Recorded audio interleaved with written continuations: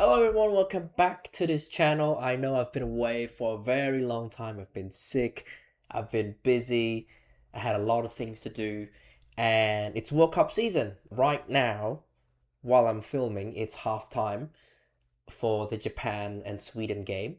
I told you before I rooted for Japan, so let's go the Blue Samurai. And today we're here to talk about The Boys Season 5. It has been finished airing a long time ago, the season finale. The Boys Season 5, an 8-hour marathon of drama and, mixed emotions. It's done, it's finished, and I will give you exactly my opinions on The Boys Season 5. So The Boys Season 5 set place right after Gen V Season 2 with the new plot, the virus. With Butcher becoming a soup, and his last ever chance to kill Homelander, this man is on a Walter White arc to finish the story. Homelander, of course, is the best written character. Anthony Starr, of course, has the best performance of the season. He just made Homelander the most evil, narcissistic, and vile character to ever grace the earth. Like, he has nothing for you to sympathize with. Maybe you can argue that, because of how he was treated growing up, it would give him like some sort of reasons to become that way. He's strong, he's feared by everyone except a few. But he's also vulnerable. He seeks public validation, but deep down he's the most hated character at the moment.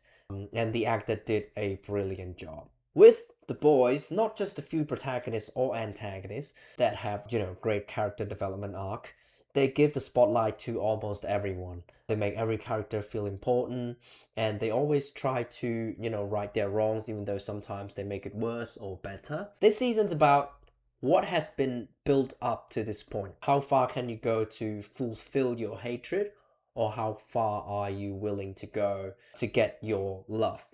And I'm not just talking about Homelander here. They give Homelander a new idea to hold on to. He wants to become the most loved American to grace this earth. So you can see how the media pushes his narrative to the public and how they orchestrate it behind the scene. And that's the reason why Homelander has gotten less intimidating and more vulnerable. Because he knows he has a son who runs away from him. He has a father who he thought he never had, shows up in his life all of a sudden. So he feels the need to seek approval from him. He wants Soldier Boy to be proud of him. The whole family tree between Soldier Boy and him and Ryan is so messed up. As much as evil and, psychotic Homelander has done throughout the series, the most terrifying character in The Boys is actually Butcher. From the first season to the last, you can actually see him, growing more willing to scorch earth, as he quoted it, or as he said to Homelander, to take down Homelander. The garage, the sheer determination, hatred, and the craving for vengeance has completely taken over him this final season. The Boys has always been about satire and, dramatized politics. American politics, to be specific. And people don't take it seriously when they try to be serious about something, because they've always been satire. So these characters represent every single type of human being basically on this planet, especially the ones running the country. The media, the government, the ones pulling the string, the rebels, they have it all. They also spend so much effort on the little things like, making poster or scenes for their movies in their universe, how they have, dialogues or narratives about how people in the filmmaking department argue over their visions. Clearly, they try to make fun of the real film industry, and they don't care, even a bit. And now, ladies and gentlemen, sadly, on to the negative part, and I have loads of them this season. The show's weakest component has always been the action scenes. I've said this so many times, even in Gen V. So the best part of actions we've been served up was actually way back in season 3, episode 6 to be specific. This season, the fight doesn't really hit the mark like we're not going into the final gear yet. Like, we're still in the first or second gear. The fights look snappy, rushed, and not really that impactful or exciting. And I can't believe I'm saying this. The writing in this season is also trash.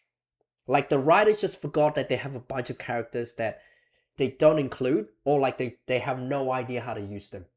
I feel like the finale is so lackluster after a very promising, few episodes from like episode 1 to 5, and then episode 6 to 8 feels rushed. And I feel like there's a chunk story missing here. There should be at least another 2 episodes or something to make up for that. For those who complain about the ending, I get where you come from. But I also don't disagree with the choice of the winner at all. I feel like whether it's Homelander or the boys who win at the end, it doesn't really matter as long as they write it properly. The problem is that they did write it decently, but forgot to include so many characters and finish so many storylines, and to the point where I'm asking myself, are they really gonna end it like this? So at the end of the day, I'm gonna give The Boys season 5 a 7 out of 10. I'm being super generous here. This is the show I adore since the first season. I only rate it this high because, the first few episodes are peak. And their characters' writing are consistent. Well, until the final episode anyways. So, thank you everyone for watching, and I'll see you in the next one. Goodbye.